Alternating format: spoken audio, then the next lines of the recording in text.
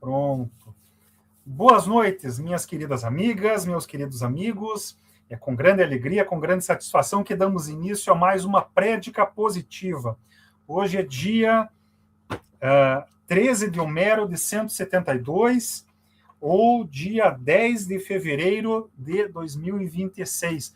Hoje é uma prédica diferente, não é? Ela vai ser uma prédica com um sermão compartilhado, não é? Será compartilhado com o nosso amigo Hernani Gomes da Costa, e por causa disso, porque é compartilhada, a prédica está sendo transmitida apenas pelo YouTube. Por questões técnicas não é possível compartilhar tela, né, com dois programas ao mesmo tempo. E aí, tendo que escolher, a gente escolhe o YouTube. O Facebook, enfim, tem problemas, tem dificuldades, e o YouTube é mais amplo e é gratuito, e não exige inscrição para assistir. Então, ele é mais amplo mesmo. Bem, a nossa programação hoje é bem simples, né? Teremos a leitura comentada do Apelo aos Conservadores, e em seguida faremos o nosso sermão.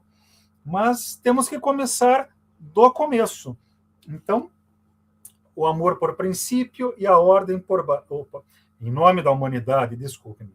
O amor por princípio e a ordem por base, o progresso por fim. Tem, Senhora, tão grande potestade, que quem a graça quer e a ti não corre, sem asas voar lhe quer a vontade. A tua benignidade não socorre quem te implora só. Com caridade, frequentemente a súplica precorre. Em ti misericórdia, em ti piedade, em ti magnificência. Em ti concorre tudo quanto no mundo há de bondade. Ó Virgem Mãe, filha do teu Filho, a ti, mais do que a nós mesmos, amemos sem cessar. E a nós somente o puro amor de ti nos faça amar. Bem, antes de passarmos às outras partes, quero só indicar algumas novidades, né? Hoje estamos estreando 2 novos cartazes, não é? Aqui a figura da humanidade, de Décio Vilares, né? A humanidade com o futuro no seu colo. Essa ilustração foi colorida digitalmente, está logo no início do Catecismo Positivista, na edição da Igreja Positivista do Brasil. E aqui, né, no nosso cartaz também, nossos pais espirituais, Augusto Conte com Clotilde. A ideia era que os dois estivessem na mesma altura, não é? Mas isso aí foi gerado com inteligência artificial, com o ChatGPT, e o ChatGPT com frequência não nos ajuda. Então acabou tendo esse grande desnível entre os dois rostos, infelizmente. Mas aí estamos com esses 2 novos cartazes. Além disso, nós fizemos aqui o cartazinho, né, o folheto, né, com as invocações inicial e final, também com inteligência artificial, em vez de ficar dos dois lados, né, no mesmo sentido, eles ficaram, a gente tem que virar assim. Bem, então só indicando essas coisas. Passando aqui para as datas e celebrações, no dia 10 de Homero, né, que foi 10 de Homero, foi dia 7 de fevereiro, sábado passado, nós celebramos o nascimento do Dr. Paulo de Tarso Monte Serrat.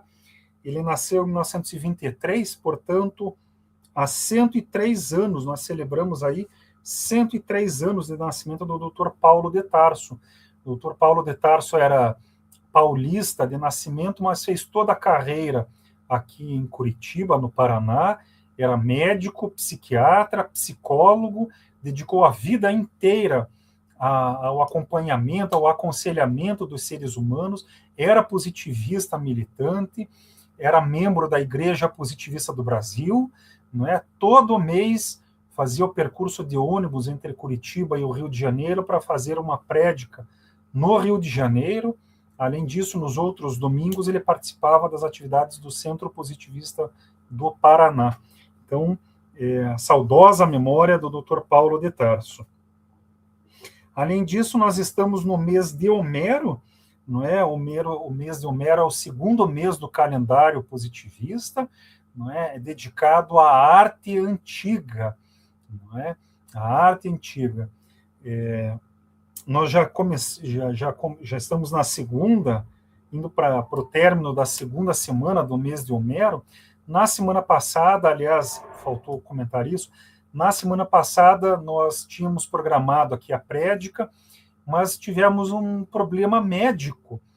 Não nós, mas nosso amigo Hernani teve um grave problema de saúde, uma virose muito agressiva, passou muito mal, ficamos conversando, acompanhando isso, teve problema na garganta também, e havendo a possibilidade de fazermos a prédica sem a participação dele, uma prédica conjunta, consideramos que era melhor não fazermos a prédica, pura e simplesmente, não é? Por uma questão prática, seria mais simples, mas por uma questão de altruísmo, de fraternidade, não é? Consideramos que seria melhor não fazermos a prédica em respeito, né, à condição de saúde do Hernani. Então, justificando a ausência da prédica na semana passada, não é? O nosso amigo Hernani já está melhor, não está totalmente restabelecido, mas já está em condições, né, de desenvolver suas atividades, e justificando aqui a nossa ausência na semana passada. Bem, vamos passar aqui para frente, então, para a leitura comentada do apelo aos conservadores, que é a nossa atividade semanal. Né? O apelo aos conservadores é uma obra importante de Augusto Comte, ela é menos conhecida, por exemplo, que o Catecismo Positivista, mas ela é importante, é um manifesto político escrito por Augusto Comte, né, sendo um manifesto político, não é um catecismo religioso, não é uma exposição aprofundada do conjunto da religião da humanidade, dedicada ao conjunto da população, os proletários e as mulheres. Sendo um manifesto político, é uma obra que apresenta algumas perspectivas, especialmente as perspectivas políticas e econômicas, não é? Políticas, sociais e econômicas do positivismo, e é orientado a um grupo específico, a um grupo social específico. São os conservadores. Quem que são os conservadores? Os conservadores são aquelas pessoas que, por suas atividades profissionais, se preocupam com a conservação, com a manutenção da sociedade, que a sociedade continua existindo ao longo do tempo. Então, são os líderes políticos, né, os políticos de modo geral, e os líderes industriais. A gente fala aqui em líderes industriais, são os chefes econômicos, né, aqueles responsáveis pelas atividades, pela produção econômica, né, de modo geral. Esses líderes econômicos, esses líderes políticos e industriais, eles são conservadores, eles têm a preocupação com a manutenção da sociedade, mas não são quaisquer líderes, são aqueles que já são sensíveis, que podem se tornar sensíveis para o progresso da sociedade, não é? Então são as pessoas, são os indivíduos na sociedade que têm uma preocupação com a manutenção da ordem, mas que também já se preocupam, que podem se preocupar com o progresso, não é? Augusto Comte fala ali no início do apelo aos conservadores que esse conservadorismo tem que ser progressista. Então, é a conjunção, né, a conjugação da ordem com o progresso. É essa a preocupação fundamental. Bem, então, basicamente é isso, né? São esses, o apelo aos conservadores, então, é um manifesto político dedicado aos conservadores, aquelas pessoas, então, que se preocupam com a manutenção da sociedade, mas são as pessoas que se preocupam, que podem se preocupar com o progresso também. E o apelo que Augusto Comte faz é um apelo aos conservadores, é um apelo para que os conservadores realizem na prática a reunião da ordem com o progresso. só para indicar, só para lembrar, é um apelo aos conservadores, não é uma defesa do conservadorismo. Augusto Comte, a partir do positivismo, está dizendo: conservadores, unam a ordem ao progresso. Então, é um apelo aos conservadores, não é uma defesa do conservadorismo. Nós usamos aqui, na leitura comentada, nós usamos a tradução brasileira do apelo aos conservadores, tradução feita por Miguel Lemos em 1898. É uma tradução que tem versão em PDF na internet, basta pôr ali no Google apelo aos conservadores, Augusto Comte, PDF, logo aparece, não é? Sem dificuldades. A última observação que a gente tem que fazer é que é um livro que foi escrito para ser lido no papel, né, para cada pessoa ler sozinha, né, no papel. Lendo no papel, o estilo de escrita fica mais fácil, fica mais evidente. Como a gente lê em voz alta para o grande público, aquelas partes, aquele estilo da escrita que é para ler no papel, a gente tem que adaptar isso, né? Então a gente acaba fazendo idas e voltas, né? É uma leitura que essa leitura em voz alta acaba às vezes ficando um pouco travada, porque a gente tem que adaptar, tem que mudar o estilo de um texto que foi escrito para ler sozinho no papel para uma leitura em voz alta em público, não é? Bem, a gente sempre faz essas indicações, esses esclarecimentos, não é? Quem sempre acompanha aqui as prédicas já conhece, já está acostumado, mas para quem está ouvindo pela primeira vez aqui a prédica, esses esclarecimentos são necessários, são importantes, né? Nós temos aqui o nosso amigo Eugênio, não é, dando boa noite. Ele diz boa noite, justifica que não vai poder assistir agora, diz, olha, assistirei a prédica depois, então perfeito, depois será muito bem-vindo, não é, mesmo na versão gravada aqui a prédica. Temos aqui um perfil chamado Nosso Araguaia, abraços aqui de Barra do Garlas, do Mato Grosso. Então, seja bem-vindo, Nosso Araguaia, não é? Fique à vontade para participar, conversar, não é? Para participar aqui da nossa prédica. Vamos, então, aqui à leitura comentada, Barra do Garças. Ele corrigiu ali, né? Foi erro de digitação. Perfeito. Vamos, então, aqui à leitura comentada, realmente, do apelo aos conservadores.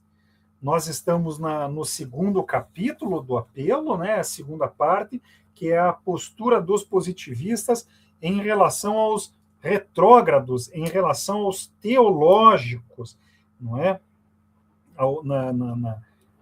Na última prédica, né? 2 semanas atrás, no final de janeiro, né? Nós comentamos ali que Augusto Comte observava que os retrógrados, os teológicos, têm uma postura necessariamente passiva. Nós vivemos numa época em que o progresso é mais urgente e o progresso em que a nossa sociedade se orienta para o progresso. Não é? A nossa sociedade se orienta para o progresso.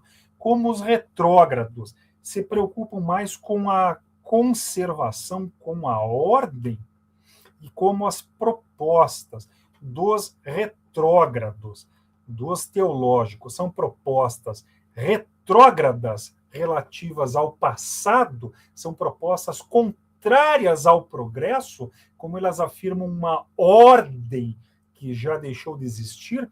Então, os retrógrados, os teológicos, têm uma postura passiva, necessariamente passiva. Isso é importante, não é? Só relendo aqui a última frase, o último parágrafo que a gente leu, né, 2 semanas atrás, a atitude política dos retrógrados tornou-se, então, irrevogavelmente passiva. Não é? É passiva e tem que ser passiva. essa passividade não é no sentido de que eles não devem opinar, mas no sentido de que eles não devem buscar o poder. Eles não devem buscar o poder. Augusto Conte dizia isso em 1855, há 170 anos, isso que era válido 170 anos atrás é válido hoje. Não é? É válido hoje. Não é? Bem, então vamos continuar aqui a leitura, vamos retomar a leitura comentada, vamos retomar efetivamente a leitura comentada.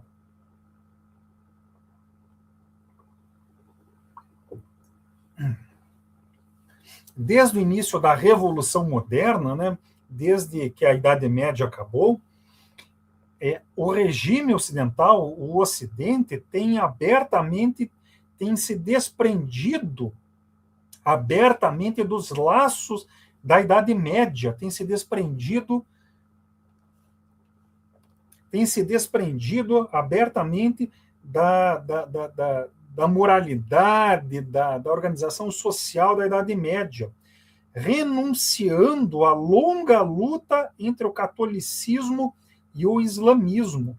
Não é? Lá no final da Idade Média houve as cruzadas, né? Claramente as cruzadas, com a disputa, né? com a tentativa do Ocidente, do catolicismo, de retomar as terras do Oriente Médio, não é? Essa luta entre catolicismo e islamismo foi até o século XVI, não é? Com a Batalha Naval de Lepanto, lá na Grécia, em 1527. O Ocidente aceitou pacificamente a absorção necessária do Império Grego pelo domínio muçulmano. Essa transformação decisiva constatou diretamente a decadência social de uma religião cujo melhor título resultava da sua aspiração direta à universalidade, simultaneamente interditada aos dois monoteísmos. Em outras palavras, quando o catolicismo deixou a Grécia para o Islã, o catolicismo assumiu que não seria mais universal, porque aceitou a divisão da Europa entre o catolicismo e o islamismo. Assim, reduzido à metade do mundo humano, o domínio oficial do catolicismo sofreu, 2 séculos depois, uma segunda restrição, quando a sabedoria diplomática pôs termo a conflitos insolúveis pela repartição legal do Ocidente entre o papismo e o protestantismo. Bem, o que Augusto Conte está dizendo? Durante as cruzadas, não é? As cruzadas terminaram, foram 10 cruzadas, mais ou menos, não é? Quando as cruzadas acabaram, a Grécia ficou sob o domínio do Islã. Então, o catolicismo aceitou a divisão da Europa entre catolicismo e islamismo. No século XVI, não é? Augusto Conte indica, não é? O antigo domínio do catolicismo foi novamente dividido, mais ou menos entre norte e sul, um norte protestante e um sul católico. A religião absoluta foi desde então necessariamente afastada de um regime em que deviam colaborar os infiéis e os heréticos.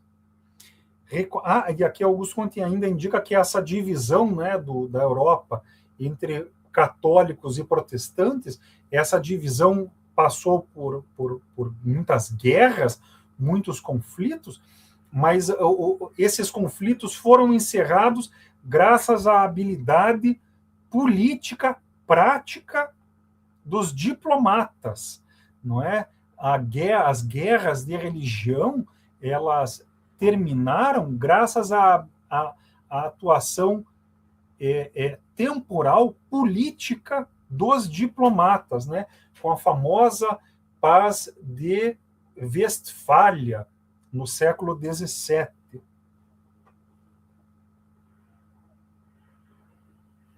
Reconhece-se, então, que a falta de poder político dos retrógrados está irrevogavelmente estabelecida desde há 2 séculos, desde o século XVII, desde o século dos 1600. Então, a falta de poder político dos retrógrados está irrevogavelmente estabelecida desde o século XVII, apesar dos seus protestos contínuos contra as tendências anárquicas dos governos ocidentais. Incapaz de prevenir e de superar a crise francesa, a Revolução Francesa, que completou a decadência gradual, o partido teológico retrógrado conserva-se habitualmente no estado de oposição. Então, desde o século XVII, não é, os retrógrados são passivos e são oposição. Mas a sua influência passiva constitui um elemento necessário da transição que deve terminar a crise final, até que a doutrina regeneradora, até que o positivismo tenha modificado os revolucionários ao ponto de dissipar os receios permanentes da supressão da sociedade. Não é? Augusto Comte aqui faz comentários históricos e políticos e sociais. Ele comenta, né, que o Partido Católico, né, o Partido Católico é o partido retrógrado, né? Ele foi se enfraquecendo ao longo do tempo. Tinha a Idade Média, na Idade Média os católicos enfrentaram a disputa com o Islã, com os muçulmanos, terminou em empate. Depois do empate com o Islã, né, que é um empate, então não teve vitória. Depois os católicos enfrentaram a disputa com os protestantes, não é? Então a Europa novamente foi dividida, e aí essas sucessivas crises indicam não apenas fracassos políticos, mas também fracassos morais. Não é apenas uma questão de disputa política, é um problema moral, a incapacidade do catolicismo fazer frente às disputas políticas é uma incapacidade também do catolicismo fazer valer a sua moralidade. Isso é importante, não é apenas uma questão política. Reduzir isso apenas a questões políticas é não entender o negócio. Não é? É um problema também moral. Não é? O fracasso social e político implica um fracasso moral, da moralidade de regular a sociedade. Bem, o Gabriel dá boa noite. Boa noite, Gabriel. Seja bem-vindo. O Gabriel dá boa noite e faz ali uma pergunta. A relação dessa passividade dos teológicos, a relação dessa passividade dos teológicos com o ascetismo próprio aos retrógrados. O ascetismo é a tendência a se isolar da sociedade. Então, por exemplo, viver em monastérios, em mosteiros, né, como monges, como eremitas, isso é um pouco o ascetismo. O Gabriel pergunta se a decadência, se a passividade necessária dos retrógrados tem a ver com o ascetismo. Há outros aspectos com o ascetismo, mas vamos simplificar. Sim e não. Sim e não. Na verdade, a decadência do partido retrógrado, dos teológicos, tem a ver com os problemas políticos, né, que Augusto Comte indicou aqui, né, a disputa com os muçulmanos, depois com os protestantes, mas tem a ver também com a inadequação cada vez maior da moralidade teológica. Não é só porque ela se isola do mundo e impõe práticas realmente duras, não é? Tem a ver com a falta de realidade, de realismo da moral teológica, não é? É uma moral que nega o ser humano, nega a realidade, é uma moral que é anti-humana e que é antirrealista, não é? Primeiro que afasta o ser humano do próprio ser humano, né? Que fica falando que este mundo não presta.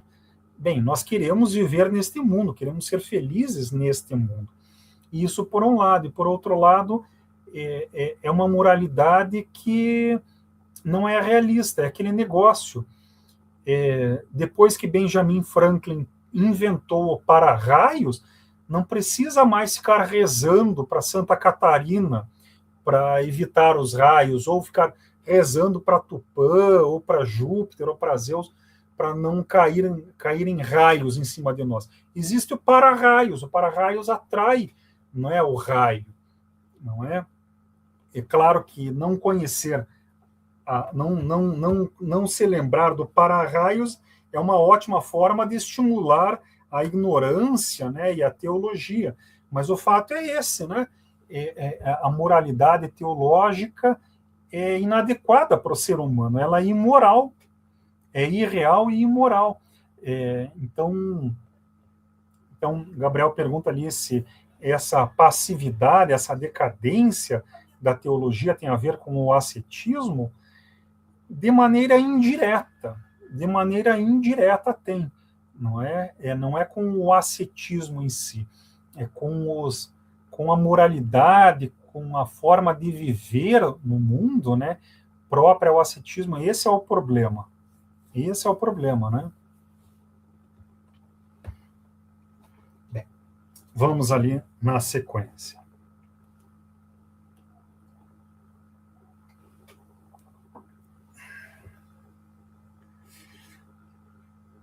Quando esse destino, o destino da passividade social dos retrógrados, não é, for aceito, os representantes da Idade Média, né, do regime católico feudal, renunciando a projetos irreais, não é? Quando eles aceitarem seu destino, eles renunciarão a projetos irreais, não é? E serão dignamente acolhidos pelos verdadeiros conservadores, não é? Os conservadores não aqueles que são retrógrados, mas aqueles que são progressistas e querem que a sociedade continue existindo e melhorando com o passar do tempo. E os verdadeiros conservadores, não é? Os verdadeiros conservadores, cujo domínio sistemático os retrógrados, poderão ajudar de maneira útil. Bem, o Gabriel faz ali outras perguntas, né? Quem busca retomar os valores da antiguidade greco-romana é mais retrógrado que os católicos? Posso dar o exemplo da escola perennialista de Julius Evola. Julius Evola, né, era italiano. Quem é a favor da antiguidade, quem é a favor do retorno à antiguidade greco-romana é mais retrógrado que os católicos? Caramba, que pergunta interessante e um pouco difícil.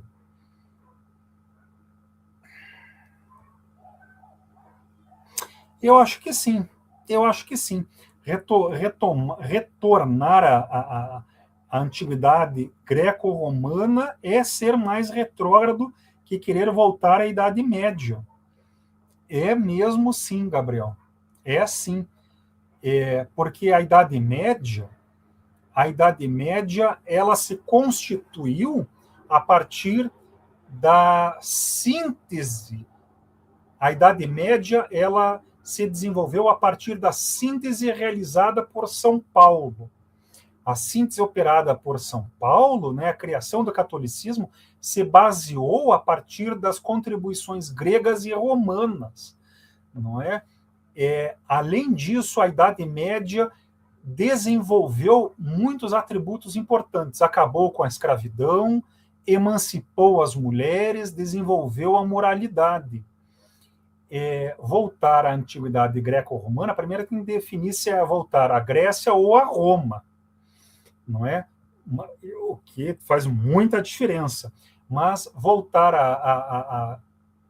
à antiguidade greco-romana significa desprezar a Idade Média, significa desprezar os avanços propiciados, realizados na Idade Média, não é? Então é mais retrógrado ainda, não é?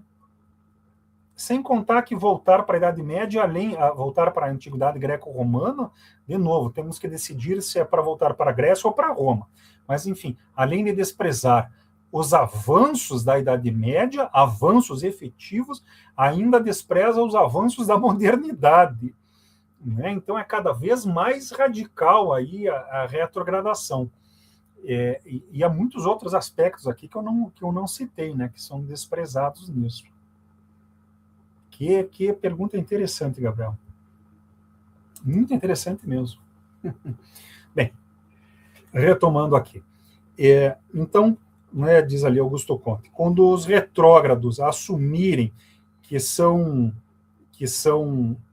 passivos e que seu domínio foi ultrapassado, eles poderão ajudar de maneira útil os verdadeiros conservadores, não os conservadores, não os retrógrados que se dizem conservadores, mas os conservadores que são progressistas, não é? De que maneira, então, os retrógrados poderão ajudar os verdadeiros conservadores? As simpatias femininas, as simpatias das mulheres, deixando de desprezar o fim pelos meios, deixando de desprezar o objetivo para se preocupar apenas com os meios, né, com os procedimentos, as mulheres apoiarão uma construção religiosa em que suas melhores aspirações, seus melhores desejos se acham diretamente consolidados e desenvolvidos. Ao mesmo tempo, o elemento aristocrático, não é? A antiga nobreza, o elemento aristocrático do partido retrógrado sentirá a aptidão espontânea da política positiva para reorganizar o patriciado, não é? Os líderes econômicos, os líderes industriais, os líderes políticos, não é? Então, o elemento aristocrático sentirá a aptidão espontânea para reorganizar o patriciado, de modo a subjugar todas as tendências subversivas, as tendências que são contra o governo, que são contra a organização econômica, que são contra a ordem social, não é? Não a ordem injusta, não contra a ordem injusta, mas o desejo de destruir qualquer ordem social, não é? O impulso subversivo é aquela ideia, aquela romantização de que fazer a revolução é sempre bom, não é? Sem desejar o governo, os dignos aristocratas apoiarão a preparação da sociocracia, apoiando o instinto necessário da continuidade, que eles, os aristocratas, devem especialmente representar até que os costumes ocidentais estejam regenerados. Então, as mulheres apoiarão uma religião que valoriza as mulheres.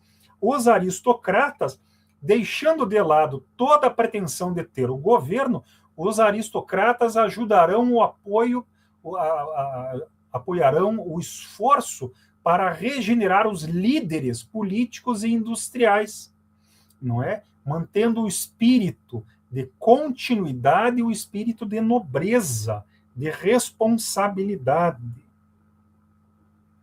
Por meio de um criterioso emprego das suas riquezas, os aristocratas podem facilitar profundamente a extinção espontânea de uma burguesia perturbadora e o surgimento normal dos verdadeiros patrícios, sobretudo na agricultura. Vejam só, Augusto Comte fala aqui em extinção da burguesia.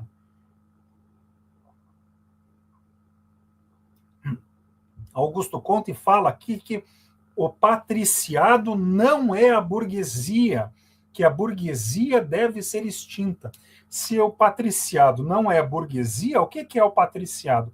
A burguesia são aquelas pessoas que querem o lucro pelo lucro, que são os capitalistas irresponsáveis, que querem acumular riqueza e desprezar o proletariado. São as pessoas que estimulam, não é? Que estimulam o lucro, a ganância, o lucro pelo lucro, a ganância, a irresponsabilidade social, a especulação financeira. São as pessoas que acham que pobre tem que guardar dinheiro para especular na bolsa de valores. São pessoas que acham que pobre, que acha que final de semana de pobre tem que ser gasto trabalhando, que apenas rico pode ter final de semana de descanso, não é? Isso é a burguesia. O patriciado, por outro lado, são os líderes políticos e industriais que se preocupam de verdade com o proletariado, não é? Que querem gerar emprego, e gerar emprego de qualidade para pagar salário de verdade para o proletariado poder viver de maneira decente. Não é? Vamos parar por aqui? Vamos parar por aqui, porque, enfim, teremos agora, daqui a pouquinho, o nosso sermão, não é? O sermão compartilhado, o sermão muitas vezes acaba se estendendo um pouco, não é? Mas hoje, como é um sermão compartilhado, então ele deve se estender um pouquinho mais. Então vamos parar aqui. Na semana que vem teremos recesso de carnaval, não é? Então retomaremos a leitura comentada aqui do Apelo aos Conservadores daqui a 2 semanas, no dia 24 de fevereiro. Não é? Daqui a 2 semanas.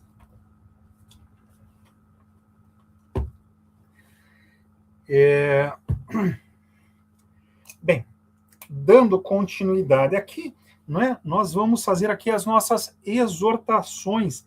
O que são as exortações? São aqueles comentários que a gente faz que são importantes, a gente sempre repetir. Então, em primeiro lugar, sejamos altruístas, não é? Todos nós podemos e devemos ser altruístas. A gente vai falar daqui a pouco no sermão, né?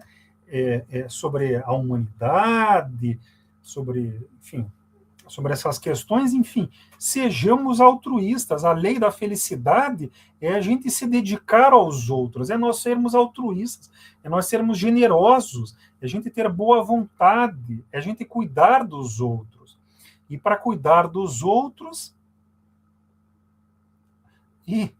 para cuidar dos outros, nós não precisamos e não devemos negar a nós mesmos, né? Ser altruísta não significa não ter egoísmo, não é? A gente tem que cuidar de nós mesmos para a gente poder cuidar dos outros, não é? A gente tem que comer, tem que se alimentar, tem que ter saúde, tem que ter trabalho, não é? Se a gente não fizer isso, como é que a gente vai cuidar dos outros, não é? Isso por um lado. E por outro lado,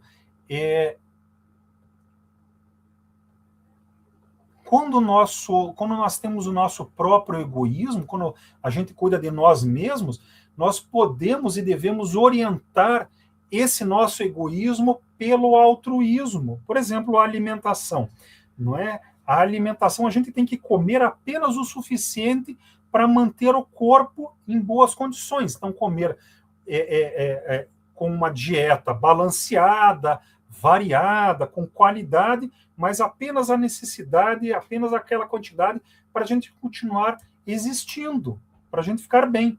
Comer em excesso, com gula, é um egoísmo. É o egoísmo que não se justifica. É o egoísmo injustificado, não é? É uma outra forma também, por exemplo, no caso ainda da alimentação, de nós sermos altruístas com a alimentação, é não comer, não comprarmos em excesso para jogar comida fora.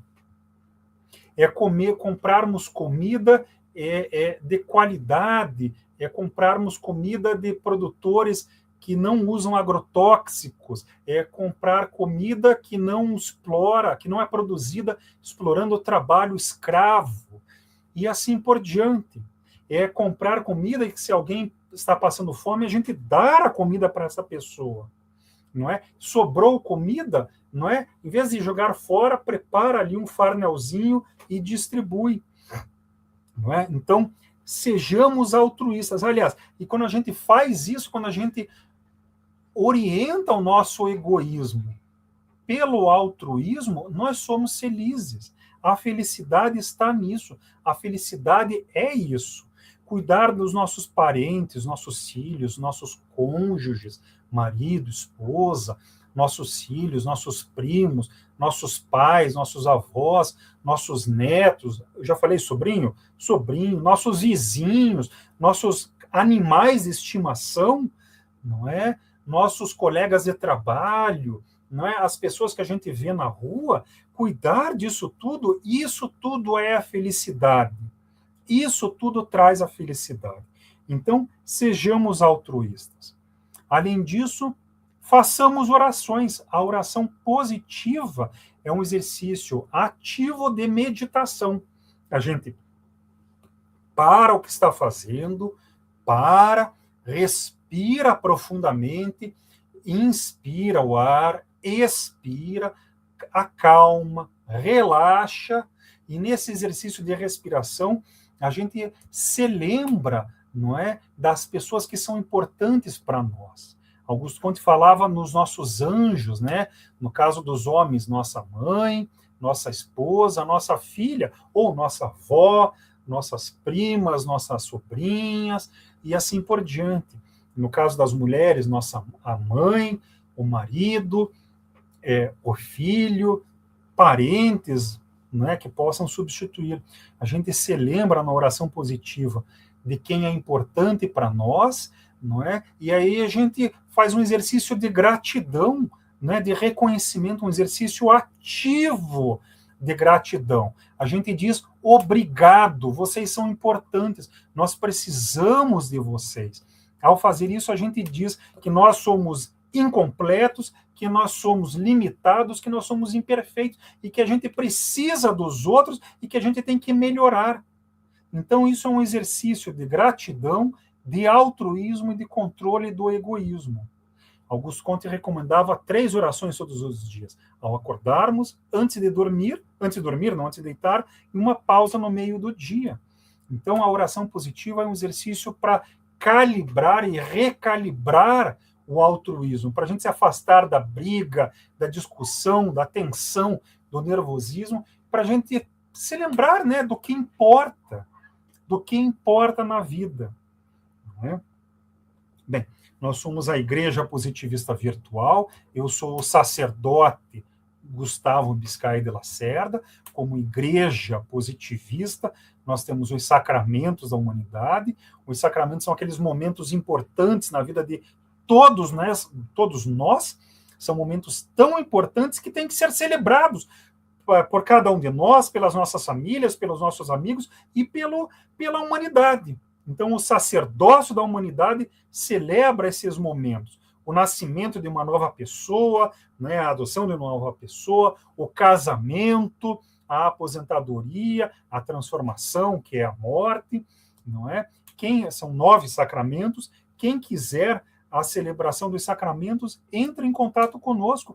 nos nossos vários canais, não é? Por meio do nosso e-mail, que é o apostoladopositivista@gmail.com, não é? Nosso canal no YouTube, né, que é o youtube.com/depositivism, depositivism em inglês, né? Nosso canal no Facebook e no Instagram, né, que é Instagram, Facebook, barra Igreja Positivista Virtual. Entre em contato conosco para conversarmos. Finalmente, não é, nós temos aqui nossas atividades, todas as nossas atividades são gratuitas, não é? São gratuitas, e quem quiser, puder colaborar, colabore. Qualquer meio de colaboração é bem-vindo e é necessário, não é? Com inscrição, com divulgação das nossas atividades, com divulgação, não é? Com recomendação, com compartilhamento, com traduções de textos, com publicações, não é? Qualquer ajuda é bem-vinda. Qualquer ajuda é bem-vinda. Uma ajuda em particular é ajuda financeira, né? Nós temos o Pix positivo, a nossa chave Pix é o nosso e-mail, é o apostoladopositivista@gmail.com. Nós temos aqui os custos, né, da manutenção dos canais, da produção das coisas, por exemplo, aqui da elaboração dos cartões, não é? Aqui temos agora, fizemos um cartão de visita da igreja, né? Os cartazes aqui. Quem puder colaborar, toda colaboração é bem-vinda. Vamos agora, então, para o nosso sermão. Vamos agora para o nosso sermão. Antes de irmos para o sermão, o Gabriel fez uma pergunta ali no finalzinho da leitura comentada do apelo aos conservadores, tem um tempo ali, tem uma diferença um atraso, né, entre escrever e publicar. E aí apareceu ali o comentário dele quando a gente já tinha terminado a leitura comentada, mas vamos ali. O Gabriel pergunta sobre a emancipação das mulheres. Para Augusto Comte, o catolicismo trata melhor as mulheres que as religiões anteriores? Sendo assim, o movimento Red Pill, sem perceber, é anticatólico? Bem, o movimento Red Pill é um movimento misógino, né, de homens, que é um movimento da internet, de homens que, lamentavelmente, têm dificuldades para se relacionar com as mulheres, né? Então, o movimento Red Pill é um movimento misógino. Ele seria um movimento anticatólico?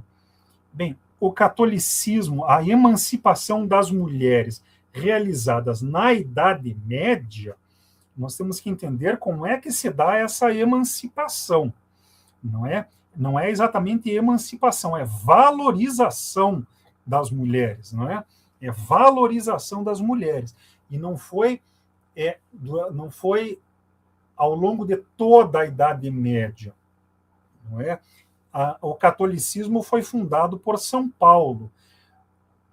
São Paulo era, infelizmente, misógino, não é?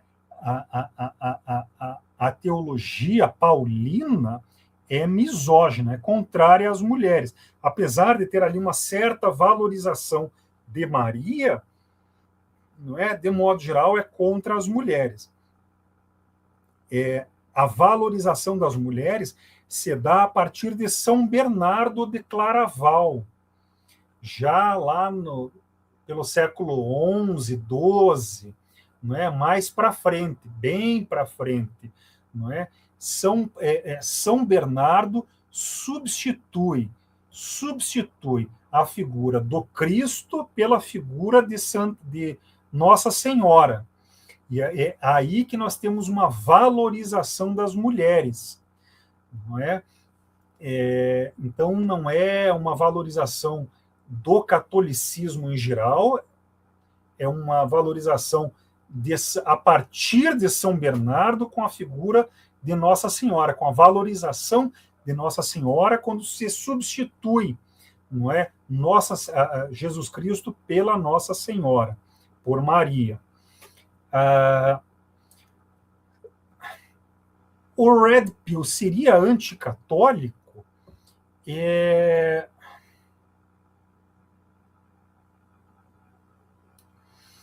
uma comparação muito ampla essa, Gabriel. É muito ampla, sabe? É muito ampla. É mais ou menos como comparar maçã com banana, ou maçã com alho, ou maçã com pinhão, sabe? A maçã é uma fruta que tem ali a semente, o pinhão é a própria semente, sabe? Os dois são sementes, mas são coisas muito diferentes. O Red Pill seria anticatólico? Quando a gente fala em anticatólico, a gente tem que pensar se refere ao clero, se refere à teologia, se refere à teologia paulina ou a de São Bernardo, não é? Se refere ao conjunto da Idade Média, o que é? A misoginia do Red Pill é uma misoginia que vai contra as melhores inspirações de São Bernardo. Nesse sentido, o Red Pill seria anticatólico. Mas se nós considerarmos a teologia paulina de São Paulo, então acaba sendo pró-católica, ou eu-católica.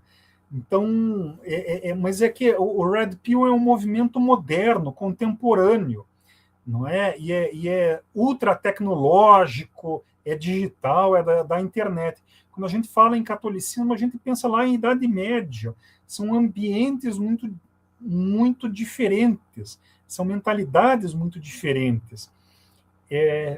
Ficou clara a dificuldade da resposta? Por que eu disse que é comparar aí pinha com maçã? Não é? Há um certo ponto em que dá para dar uma resposta clara, mas são âmbitos muito diferentes, muito separados. Ok? É uma pergunta interessante, mas é uma pergunta difícil de responder. Ok? Bem, dito isso, vamos então aqui para o nosso sermão. Não é? Como dissemos antes, é um sermão compartilhado, era um sermão que era para ter ocorrido na semana passada, infelizmente não foi possível, não é? Nosso amigo Hernani teve um problema de saúde e, enfim, por uma questão de companheirismo, de fraternidade, resolvemos suspender totalmente a prédica da semana passada. Sem maiores delongas, né? Vamos aqui para a nossa prédica compartilhada. Vamos aqui ter a participação do nosso amigo Hernani, que já está esperando já há um tempão aqui. Né? Então, com a palavra, nosso amigo Hernani, eu vou me retirar do palco para ele poder falar. Muito boa noite a todos.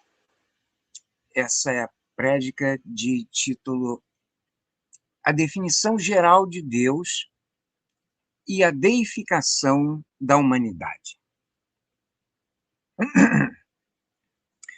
Foi-nos apresentada há poucos meses, e a título de pedido de auxílio para a conclusão de uma tarefa acadêmica, um questionário contendo 10 interessantes itens, oferecidos sob a forma de perguntas bastante diretas. Dentre todas elas, uma em particular, a de número 4 no conjunto, pareceu-nos dever ser destacada aqui como merecedora de especial atenção. Ei-la transcrita literalmente. Abre aspas. Existe na religião da humanidade algum conceito semelhante ao conceito de Deus, tal como entendido pelos cristãos? Apesar de tal pergunta traduzir uma dúvida bastante específica em seu alvo, clara em sua formulação, rigorosa em seus termos e até relativamente simples, pelo menos no sentido de exigir-nos pouca elaboração textual, tratou-se, na verdade, para nós, de um desses inesperados desafios, cujo enfrentamento nos trouxe alguns problemas. De fato, estamos diante daquele gênero de perguntas a respeito das quais muito haveríamos que comentar antes mesmo de poder começar a pensar em como respondê-la. Em primeiro lugar, temos a examinar aqui qual seja a importância radical da questão considerada em si mesma. Ora, sua posição no conjunto das perguntas virtualmente formuláveis sobre a religião da humanidade é tal que muitas questões só podem ser entendidas de verdade na dependência do que tenha sido a compreensão extraída da resposta que formos capazes de oferecer-lhe. Se esquadrinhássemos o próprio catecismo positivista, à procura de encontrar para ela a exata posição que aí lhe coubesse, se houvéssemos de incluí-la como uma das questões que a mulher trouxe e discutiu junto ao sacerdote da humanidade, nós não a poderíamos deixar para o fim daquele livro. Nos parece evidente que ela deveria figurar logo no início da sua segunda conferência, que trata do próprio conceito religioso da humanidade.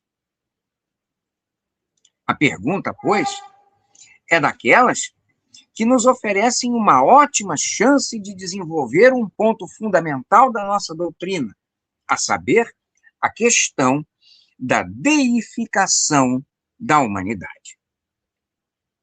Formulamos aqui a suposição de que esse ponto, embora de extrema importância para Augusto Comte, também tenha, muito possivelmente, sido considerado por ele como de facílima demonstração, de modo a não haver merecido receber dele, nem no catecismo positivista, nem no outro lugar, nenhum esmiuçamento dedutivo especial. Ora, quem quer que conheça o mínimo da obra de Augusto Comte não ignora que o positivismo ergue à humanidade a categoria de ser supremo, isto é, de Deus. Já a segunda conferência do catecismo, e a partir daí todo o resto dessa obra, desenvolve-se partindo desse pressuposto, tomando-o como ponto pacífico. Todavia, perguntamos, o que fazer se essa simples indicação ainda não houver deixado claro ao espírito e, sobretudo, ao coração do leitor iniciante qual foi o modo específico, bem como os detalhes do processo lógico mediante o qual o fundador obteve realizar tal deificação? E o que fazer se, como consequência dessa insuficiência, aquela honra prestada à humanidade ainda parecer algo estranho, extravagante, bizarro, artificioso, cerebrino, dispensável, mal articulado ou mesmo desproporcional? Ora, tais críticas já foram de fato feitas contra o positivismo.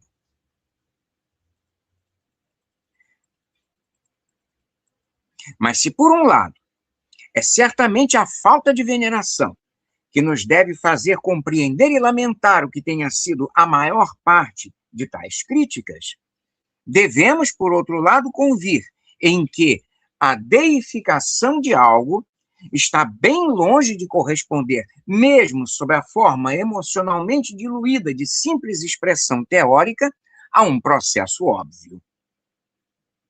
Assim, a menos que nos seja dado fazer compreender o que deve ser tomado como Deus e como deificação, nossa resposta à questão que nos foi feita, qualquer que seja, afirmativa, negativa ou o que mais for, não poderá oferecer sequer a garantia intelectual mínima para, ao menos, parecer referir-se à pergunta proposta, prestando-se a todo tipo de mal-entendido.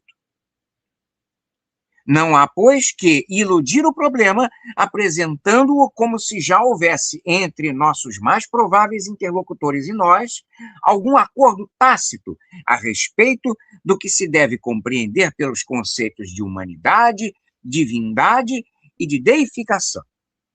Arriscamo-nos mesmo a dizer que tal compreensão não exista.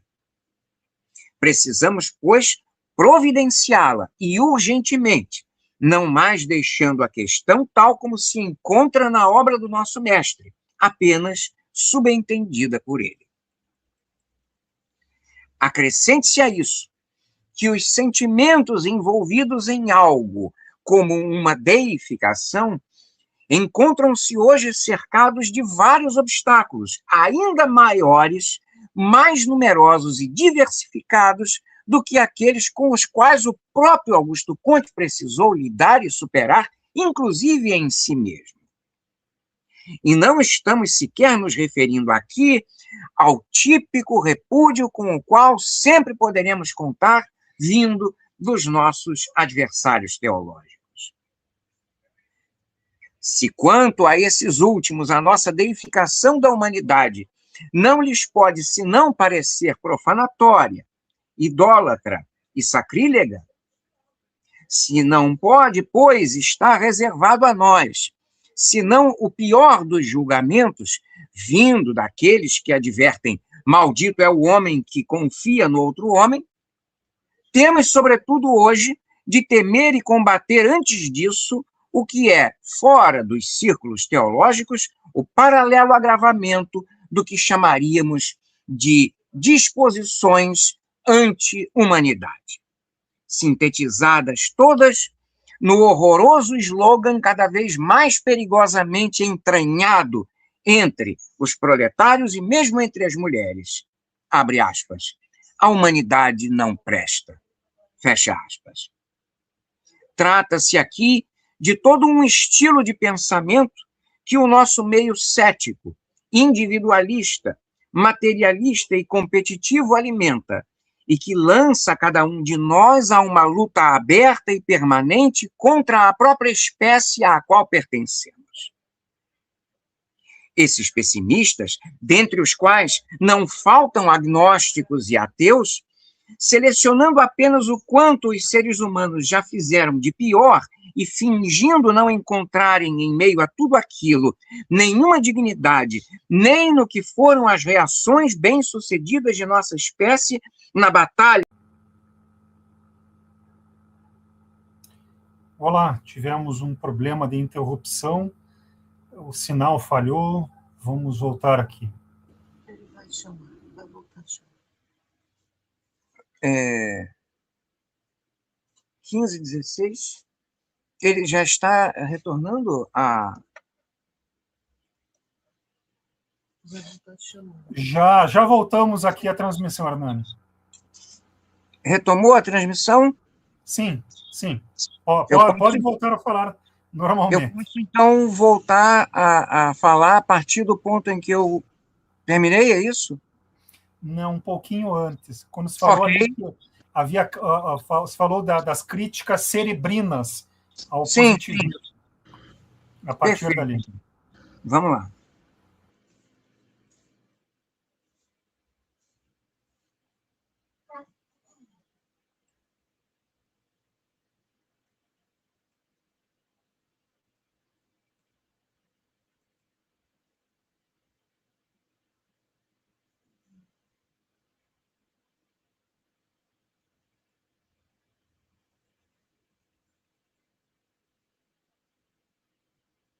Uhum.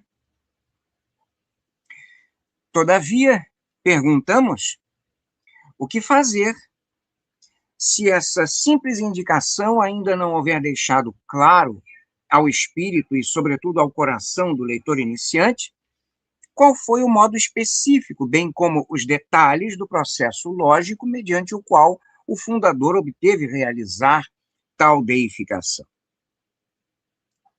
E o que fazer se, como consequência dessa insuficiência, aquela honra prestada à humanidade ainda parecer algo estranho, extravagante, bizarro, artificioso, cerebrino, dispensável, mal articulado ou mesmo desproporcional. Ora, tais críticas já foram de fato feitas contra o positivismo. Mas, se por um lado, é certamente a falta de veneração que nos deve fazer compreender e lamentar o que tenha sido a maior parte de tais críticas, devemos, por outro lado, convir em que a deificação de algo está bem longe de corresponder, mesmo sob a forma emocionalmente diluída de simples expressão teórica, a um processo óbvio. Assim, a menos que nos seja dado fazer compreender o que deve ser tomado como Deus e como deificação, nossa resposta à questão que nos foi feita, qualquer que seja, afirmativa, negativa ou o que mais for, não poderá oferecer sequer a garantia intelectual mínima para, ao menos, parecer referir-se à pergunta proposta, prestando-se a todo tipo de mal-entendido. Não há, pois, que iludir o problema, apresentando-o como se já houvesse entre nossos mais prováveis interlocutores e nós algum acordo tácito a respeito do que se deve compreender pelos conceitos de humanidade, divindade e de deificação. Arriscamo-nos mesmo a dizer que tal compreensão não exista. Precisamos, pois, providenciá-la e, urgentemente, não mais deixando a questão tal como se encontra na obra do nosso mestre, apenas subentendida por ele. Acrescente-se a isso que os sentimentos envolvidos em algo como uma deificação encontram-se hoje cercados de vários obstáculos, ainda maiores, mais numerosos e diversificados do que aqueles com os quais o próprio Augusto Comte precisou lidar e superar, inclusive em si mesmo. E não estamos sequer nos referindo aqui ao típico repúdio com o qual sempre poderemos contar vindo dos nossos adversários teológicos. Se, quanto a estes últimos, a nossa deificação da humanidade não lhes pode senão parecer profanatória, idólatra e sacrílega, se não pode, pois está reservado a nós, senão o pior dos julgamentos vindo daqueles que advertem maldito é o homem que confia no outro homem, temos, sobretudo hoje, de temer e combater antes disso o que é, fora dos círculos teológicos, o paralelo agravamento do que chamaríamos de disposições anti-humanidade. Sintetizadas todas no horroroso slogan cada vez mais perigosamente entranhado entre os proletários e mesmo entre as mulheres. A humanidade não presta.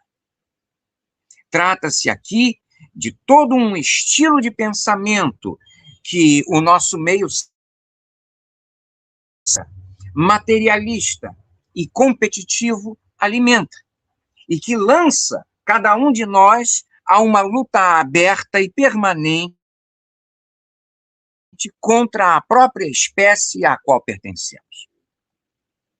Esses pessimistas, dentre os quais não faltam agnósticos e ateus, selecionando apenas o quanto os seres humanos já fizeram de pior e fingindo não encontrarem em meio a tudo aquilo nenhuma dignidade, nem no que foram as reações bem-sucedidas de nossa espécie na batalha contra tais calamidades, e nem, sobretudo, nenhum exemplo no que foram os malogrados esforços de suas gloriosas derrotas, esses pessimistas, repito, são os mesmos que não hesitam em apostar contra o futuro onde habitarão seus próprios filhos no império de uma desoladora distopia ou mesmo num apocalipse, alinhando-se assim estranhamente ao que pregam seus mais acirrados adversários teológicos.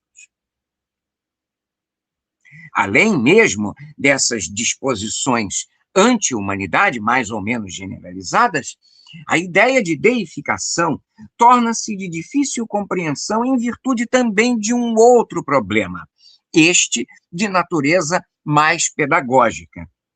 Pois é certo que já desde bem cedo nossa educação nos impôs um Deus, por assim dizer, pronto para consumo. Sob tais circunstâncias, é certo que jamais chegamos a saborear por muito tempo, salvo talvez junto àqueles brinquedinhos que Winnicott chamou de objetos transacionais, o que um dia nos foi a oportunidade espontânea de experimentar a real necessidade lógica de deificarmos algo para o nosso próprio uso.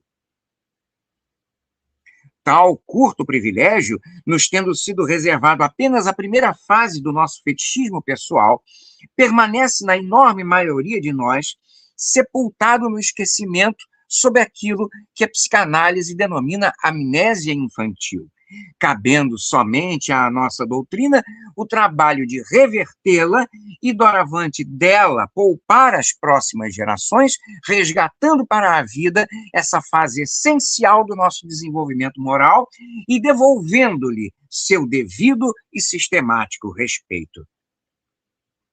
Aliás, não demorou muito para que, como crianças arrancadas que fomos de nossas primeiras manifestações autênticas de veneração e educadas sob o jugo abstrato do monoteísmo, fôssemos, inclusive, mais ou menos expressamente desencorajados de qualquer coisa semelhante a uma deificação.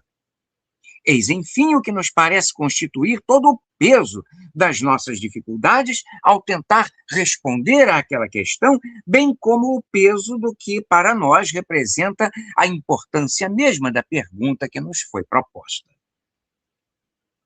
Uma circunstância, porém, muito nos auxiliará aqui como um contrapeso àquilo tudo. Tal circunstância consiste em que, a rigor, o problema de fornecer um sentido a algo como uma deificação da humanidade não depende de que precisemos oferecer previamente qualquer resposta decisiva a respeito da existência ou da inexistência do Deus sobrenatural.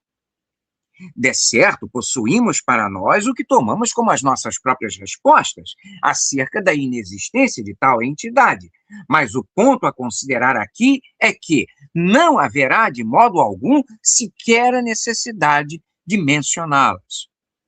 Na verdade, é o contrário disso que deve ocorrer.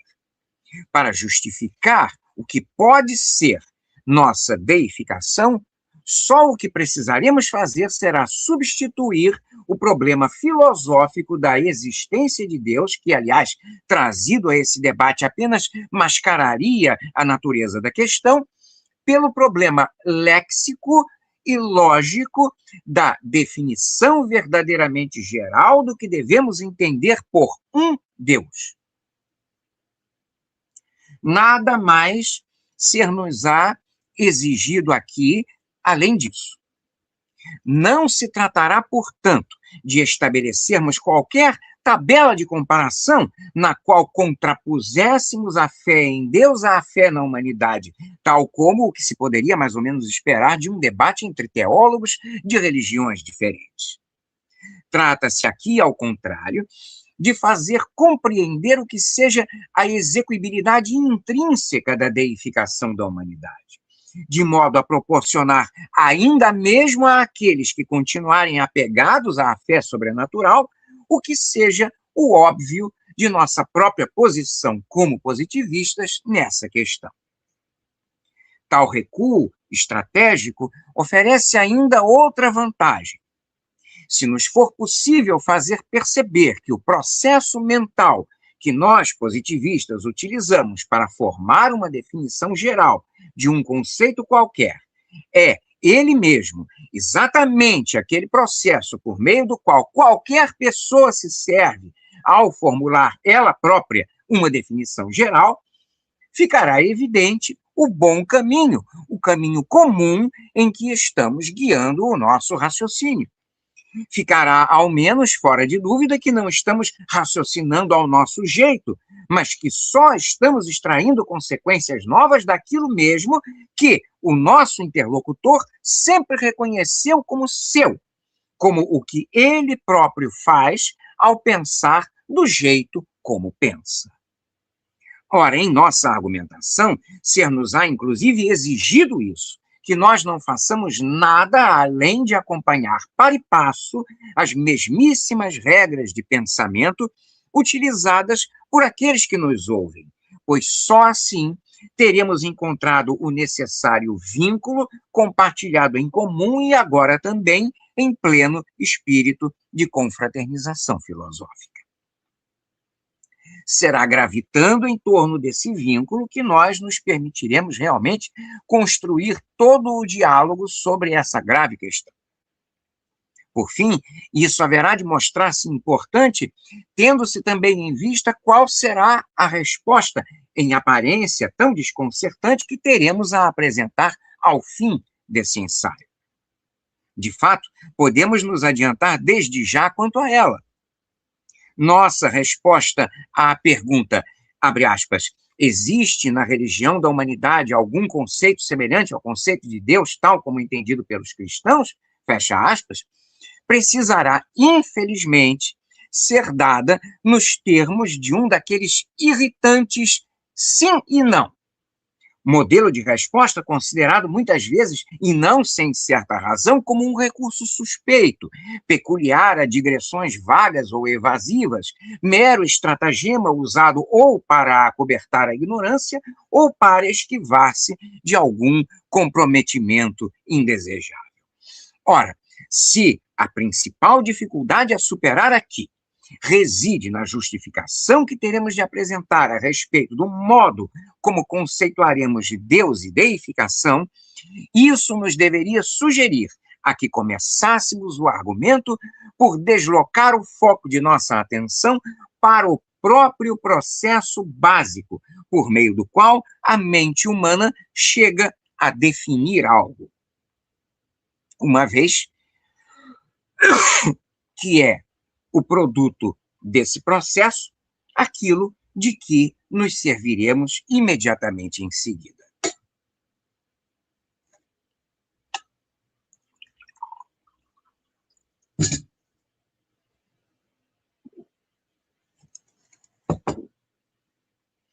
Assim,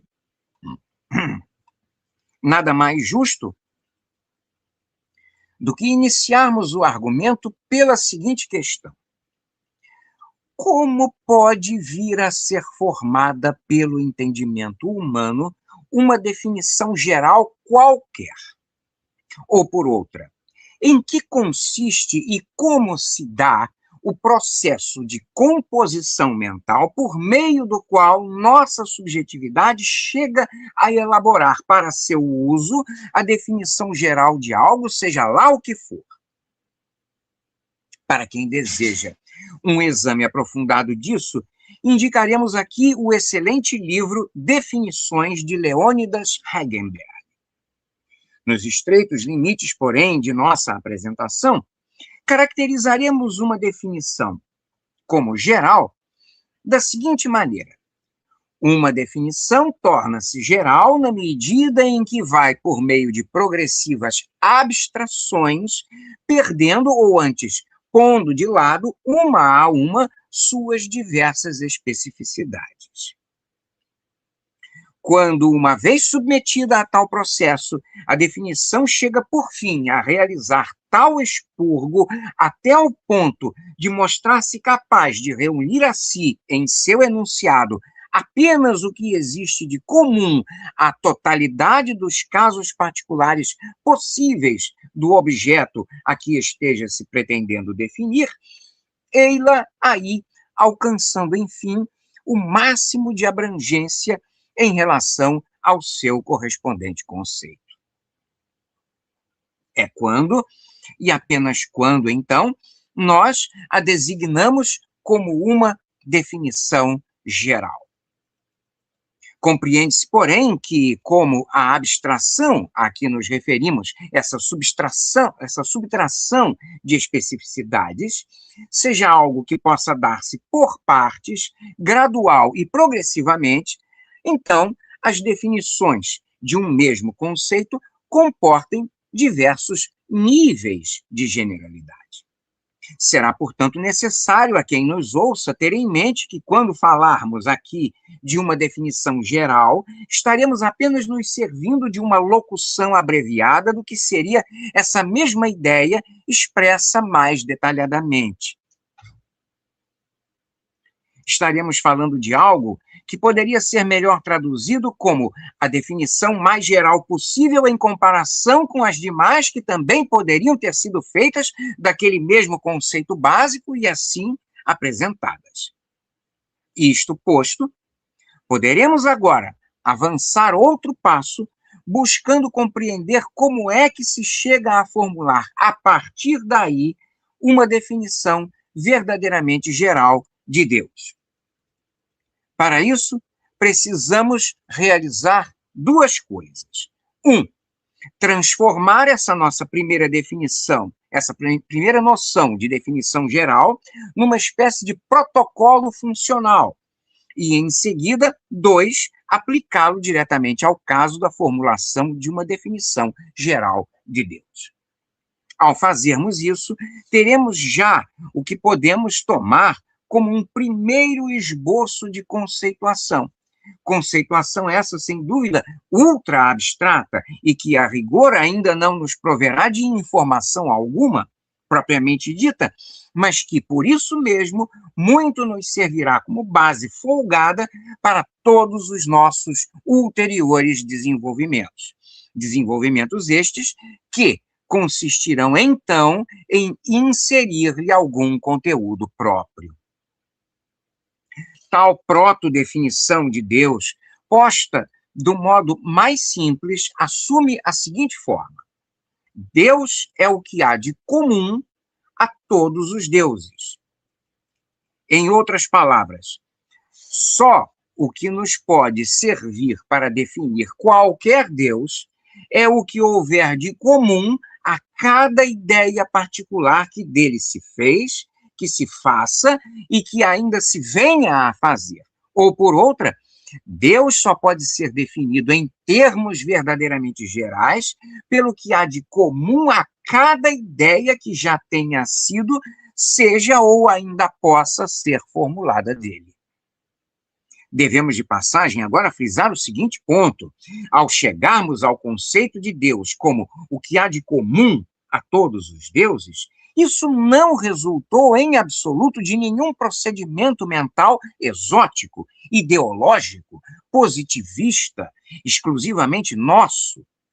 Muito pelo contrário, isso nada mais representou do que a mesma e exata operação que qualquer pessoa utiliza para si, espontânea e corriqueiramente, quando o que enseja é formular a definição geral de qualquer ideia que já lhe tenha sido dada conceber mentalmente e articular verbalmente. E se a ninguém ocorre questionar de modo sério a legitimidade lógica do processo que nos conduz a definir, por exemplo, cadeira, reunindo para isso o que há de comum a todas as cadeiras, bicho, ao que há de comum a todos os bichos, número, ao que há de comum a todos os números, sentimento, ao que há de comum a todos os sentimentos, amor, ao que há de comum a todos os amores, então, perguntamos nós, aonde residiria essa grande contrariedade ao definirmos Deus também assim, como o que há de comum a todos os deuses? Reparemos ainda de passagem que uma coisa haverá de ser a definição geral de Deus que pretendemos obter aqui, e outra, bem diferente disso, deve expressar a definição daquilo que os diversos credos teológicos entendem como o que, para cada um deles, precisa ser tomado como o seu Deus verdadeiro, isto é, aquele que, para cada uma de tais teologias, é de fato o único ser divino que existe de verdade. Notemos ainda que, embora essas duas questões, a do Deus real e a do Deus verdadeiro sejam a do Deus geral e a do Deus verdadeiro sejam distintas, verifica-se aqui uma ordem necessária a ser seguida para a devida compreensão de seus correspondentes enunciados. É assim, por exemplo, que não faz sentido imaginar a possibilidade de saber o que é um Deus verdadeiro sem antes possuirmos, ainda que de modo vago, algum conceito daquilo que deveríamos haver entendido em geral como correspondendo a um Deus qualquer, seja este concebido como verdadeiro ou não. Ora, acabamos de ver que essa definição geral de Deus não pode incluir, sob pena de abortar, nenhum atributo específico, peculiar a um determinado Deus ou grupo de deuses particulares. E é aqui que começa o nosso problema a complicar-se, sendo também aqui que chegamos ao ponto nevrálgico de toda essa investigação. Pois é fato histórico inegável que as primeiras religiões fetichistas elegeram certos objetos materiais considerados como divinos, fixando assim desde o início um radical contraste com a forma altamente espiritualizada e transcendental dos deuses das religiões politeicas e, sobretudo, monoteicas, surgidas bem depois. Assim, se quisermos uma definição realmente geral de Deus, uma definição inclusiva, para usarmos uma expressão cara aos nossos vanguardistas, uma definição, portanto, capaz de abarcar tanto o que foram aqueles deuses fetiches dos nossos ancestrais, quanto os outros todos, precisaremos encontrar para ela um atributo, pelo menos, com o qual não se figure Deus nos termos específicos, nem do que se entenda como matéria ou como corpo, nem do que se entenda como espírito e nem mesmo do que se entenda pela hibridização desses dois conceitos tomados simultaneamente como um só. Ora, isso indica a impossibilidade de se tomar qualquer atributo inerente a cada uma dessas diversas entidades históricas para com ele representarmos o que fosse um suposto denominador comum que forneceria o estofo ainda faltante para a nossa desejada definição geral de Deus.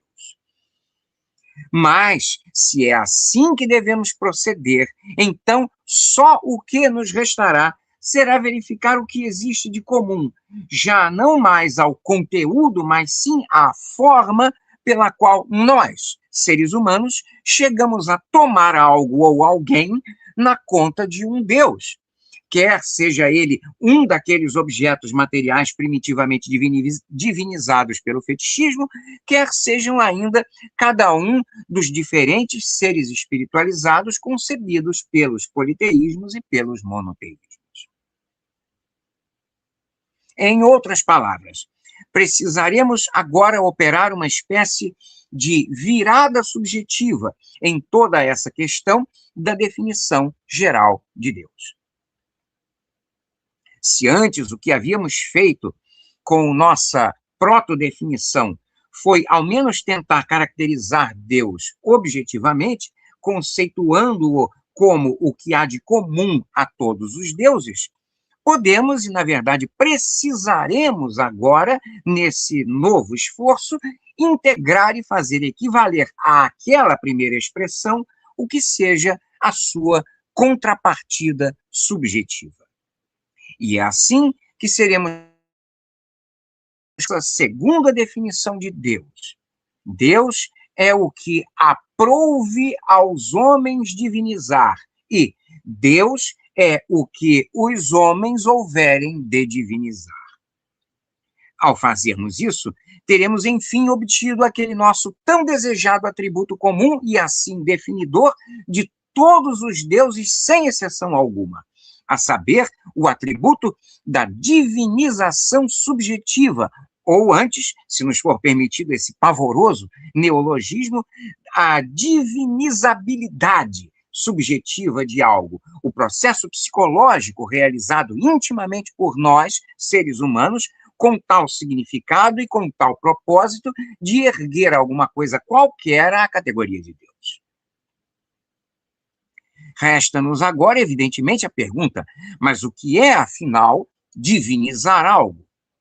Ora, não nos parece que esse conceito de divinização ofereça qualquer grande dificuldade. Ele significa apenas isso, abre aspas, a colocação de um determinado ser ou grupo de seres, pelo motivo que for, numa certa posição afetiva, intelectual e prática privilegiada, destacada, separada, sagrada, santa, superior ou suprema no interior de uma certa escala hierárquica de seres que, assim, passam a ocupar aí posições relativamente inferiores. Fecha aspas.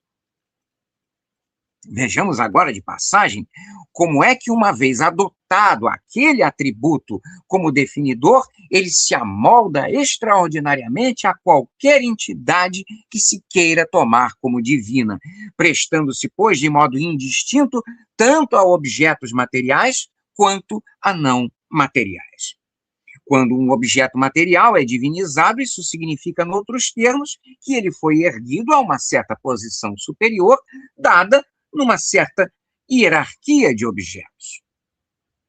Quando um astro no firmamento é divinizado, isso significa, noutros termos, que ele foi erguido a uma certa posição superior numa dada hierarquia de objetos, hierarquia essa que pode ou não haver sido a mesma utilizada para o caso da divinização de um objeto material. Enfim, quando uma qualidade ou conjunto de qualidades específicas quaisquer, fertilidade, luz, trevas, prazer, agressividade, paz, guerra, volúpia, etc., é divinizada, isso significa, noutros termos, que ela foi primeiro transformada numa espécie de ser, de coisa, para que, em seguida, tal entidade pudesse ser também erguida a uma certa posição superior numa dada hierarquia de objetos. Hierarquia esta que, mais uma vez, pode ou não ser igual àquelas usadas nos dois casos anteriores. Recapitulando, o atributo geral, aquele por meio do qual é possível transformar algo num Deus, não precisa ser vista como residindo fora de nós.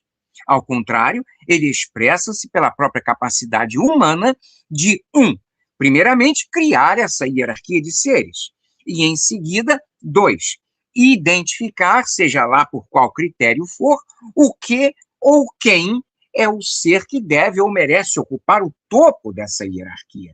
E, por fim, e em vista disso, 3, passar a tomar a existência de uma tão excelsa entidade em especial ou máxima consideração, junto a todas as outras existências, incluindo a nossa própria. Notemos ainda que os elementos presentes no interior dessa hierarquia, bem como os critérios que vieram a ser utilizados ao longo dos milênios de nossa história para realizar essas diversas escolhas, modificou-se necessariamente.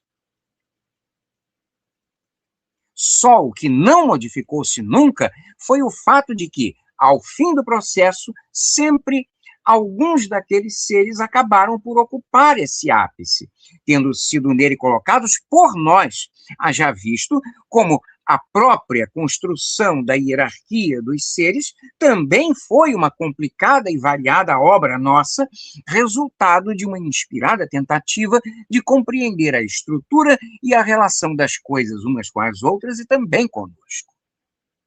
E assim, chegamos a mais um ponto crucial do nosso exame.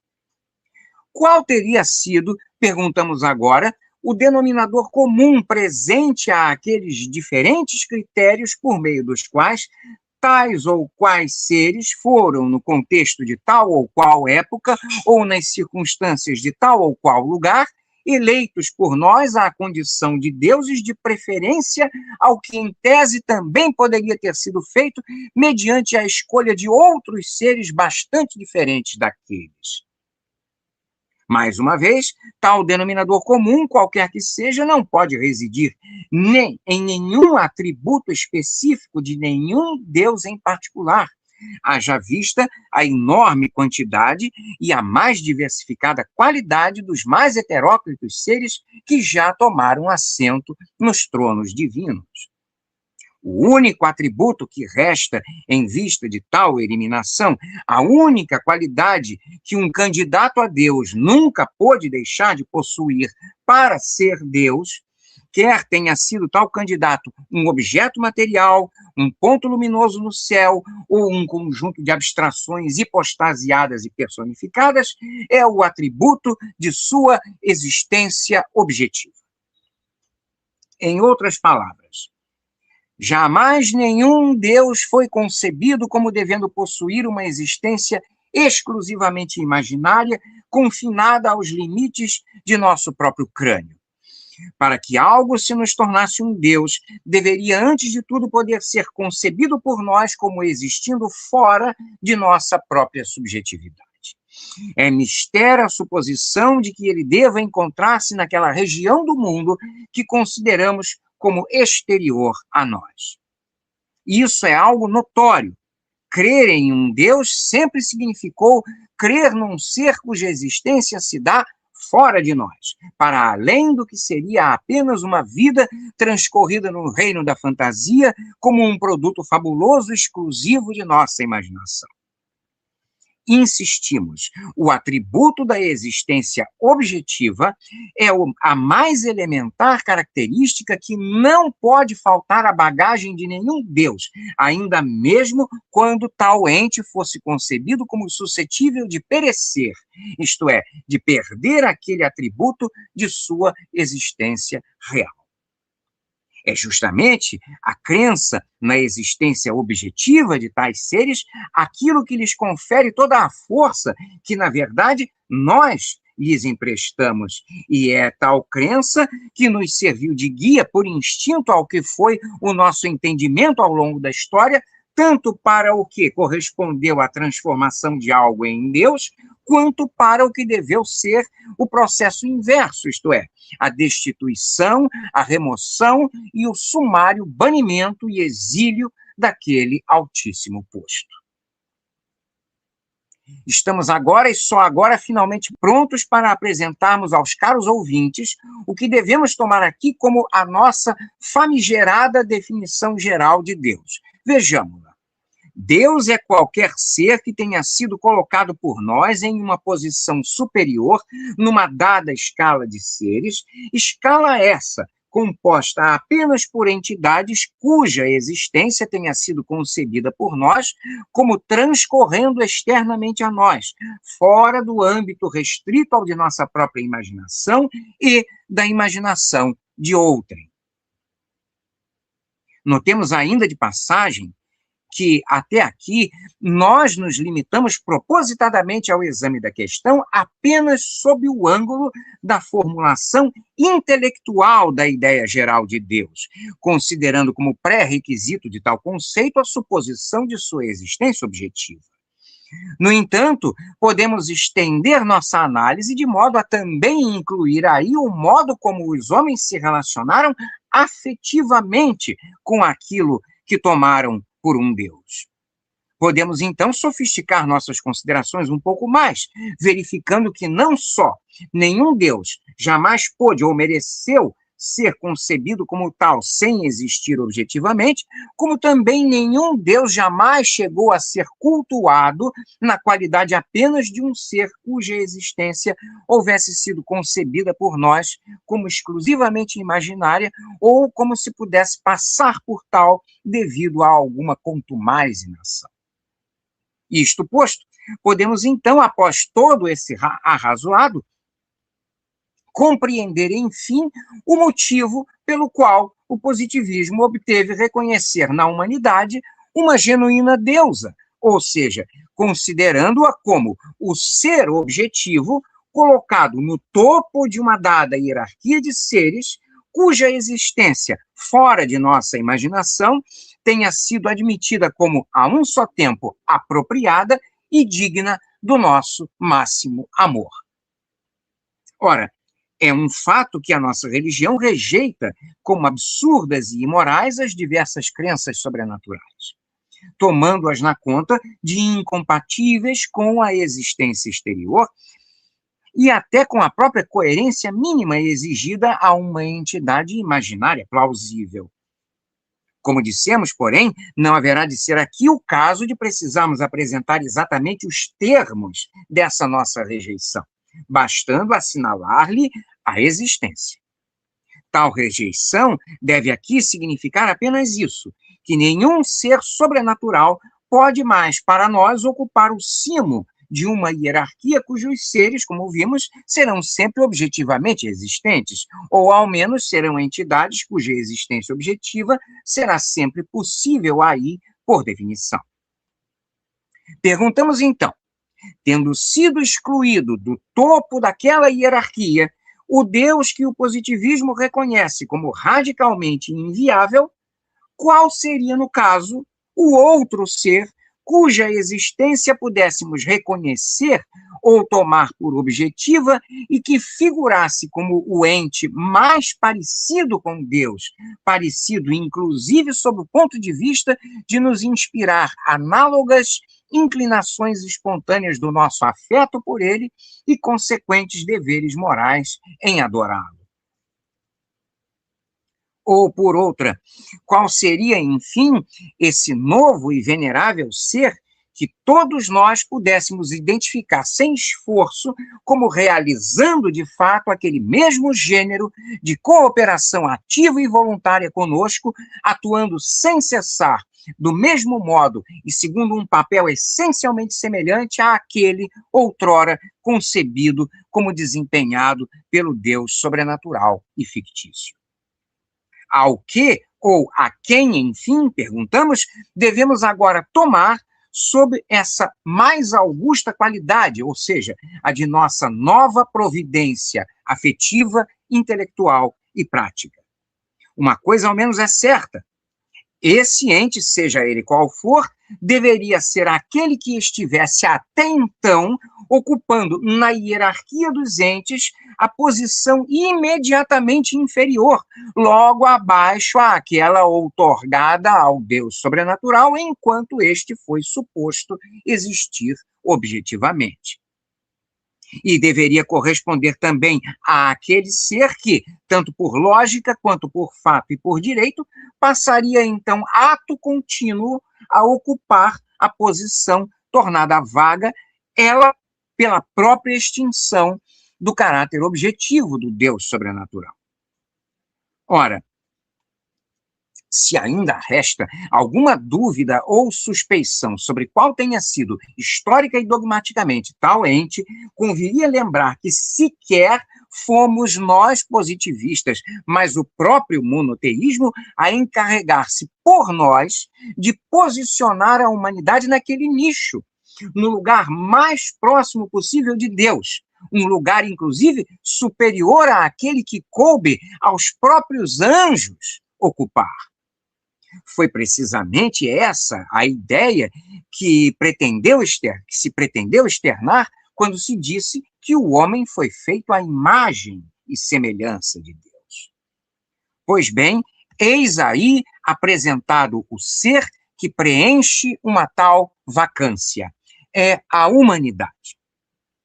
Embora também não nos convenha, nos limites dessa apresentação, oferecer o que seriam as vantagens dessa substituição e nem o que seria uma definição extensa da nossa deusa, caberia ao menos sublinhar que o positivismo não a confunde com um amontoado amorfo e indistinto de pessoas, mas como o conjunto contínuo dos seres humanos convergentes, do passado, do presente e mesmo do futuro, que cooperam e ainda cooperarão para o estabelecimento das nossas melhores condições de existência e de desenvolvimento, tanto afetivo quanto intelectual e prático.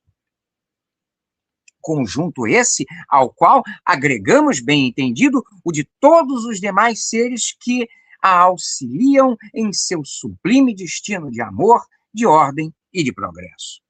Ora, assim como costumamos dizer, rei morto, rei posto, e assim como Guizot afirmava que só se destrói o que se substitui, assim também foi concebida a ideia da humanidade pelo positivismo, isto é, como a de uma substituta real para as funções de um ser cujo caráter fictício tornou-se, para nós positivistas ao menos, fora de qualquer dúvida.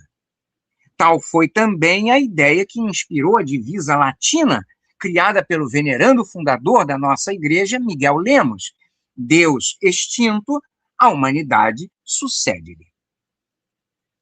Pois bem, voltemos agora à pergunta que nos foi apresentada sobre se há ou não no positivismo algum conceito semelhante ao conceito de Deus, tal como entendido pelos cristãos. Como havíamos dito, ela pode ficar assim respondida: sim e não. Esperamos que, a partir de nossa tentativa de esclarecimento, tenha se tornado evidente a razão pela qual nós precisamos responder a ela nesses exatos termos.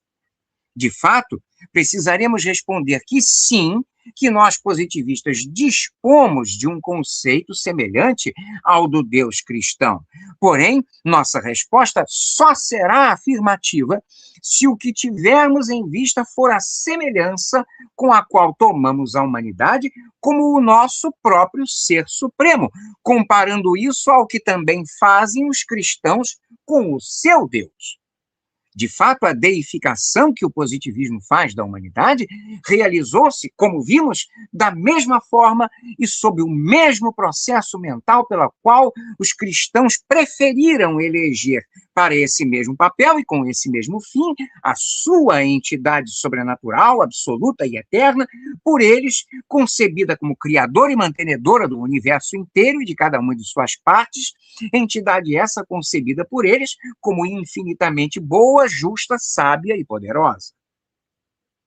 É a essa entidade, aceita por eles como existindo objetivamente, mas rejeitada por nós sob tal status, que os cristãos chamam de o seu único Deus verdadeiro. Mas é também exatamente assim para nós positivistas que a humanidade, sustentada pela Terra e envolvida pelo espaço, é também sentida, compreendida e proclamada. A humanidade não é para nós como se fosse um Deus. Ela é, para nós, uma deusa, a nossa deusa. Em nosso caso, é ela o equivalente ser a quem outorgamos, do mesmo modo, com as mesmas emoções e com os mesmos propósitos dos cristãos, aquela excelsa condição de centro total de nossa existência, correspondendo o nosso culto ao meio de melhor amá-la, o nosso dogma ao meio de melhor conhecê-la e o nosso regime ao meio de melhor auxiliá-la.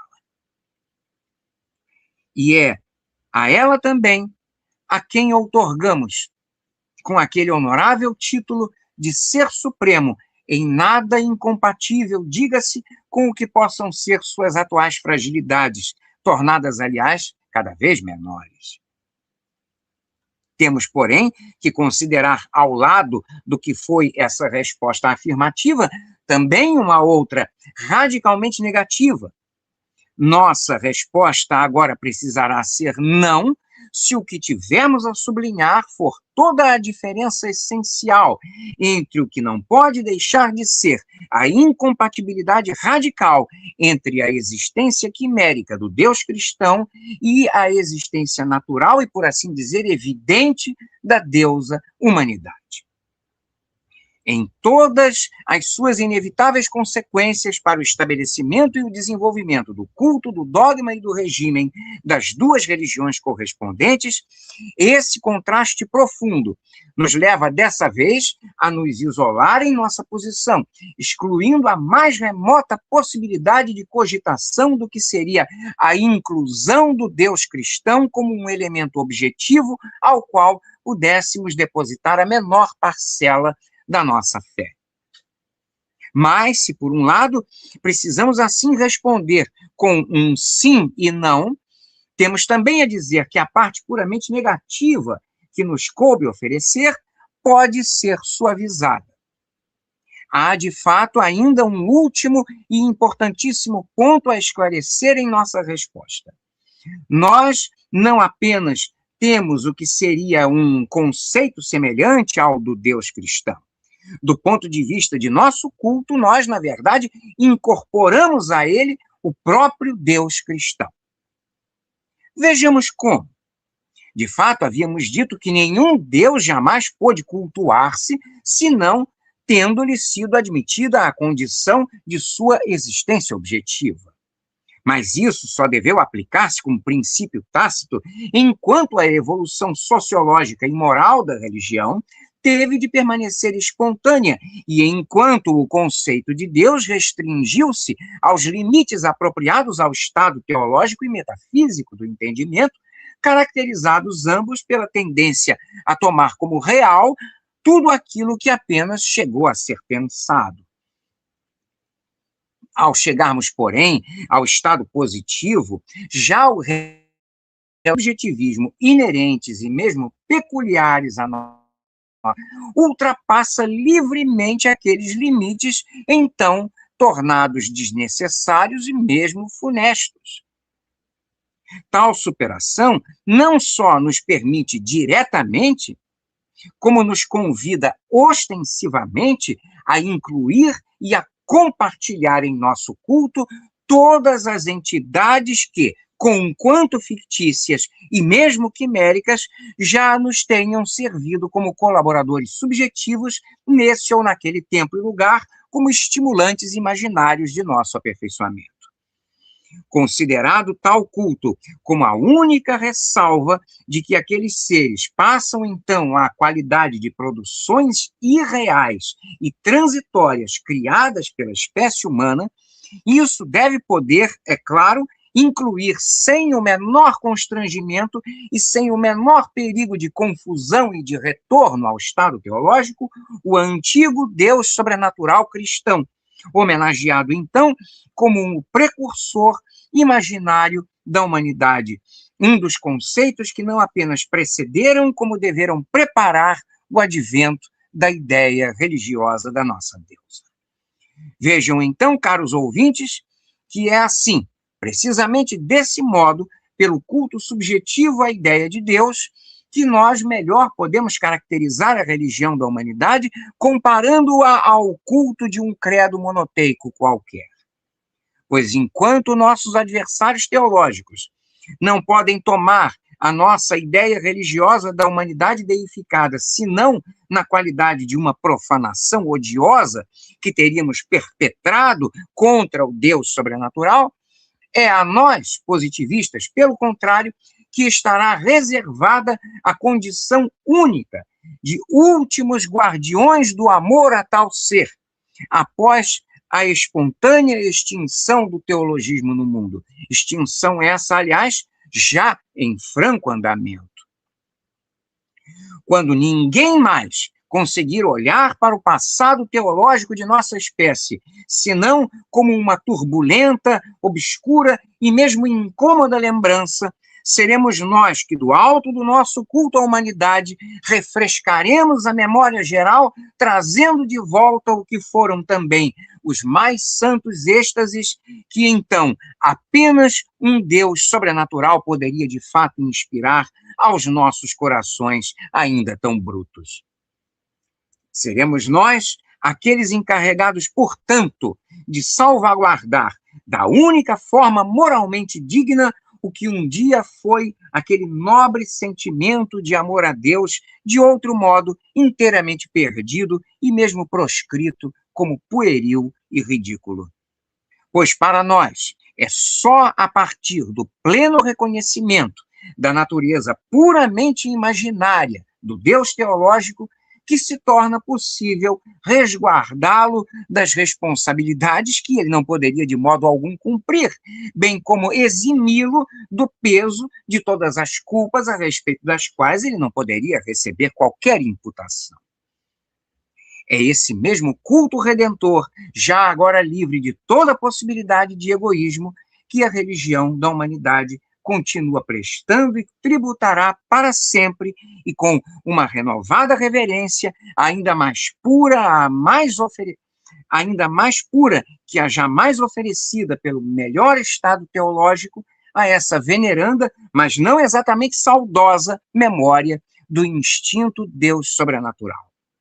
Não só do cristianismo, como de todos os demais monoteísmos. Muito obrigado.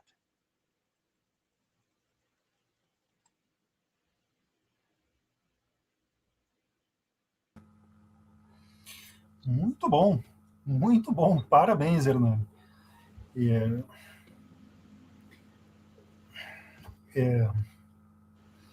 Enfim, eu particularmente não tenho nenhum comentário aqui neste momento e infelizmente não tivemos aqui nenhuma pergunta, nenhuma manifestação aqui, talvez por causa do problema técnico que a gente teve um pouco antes.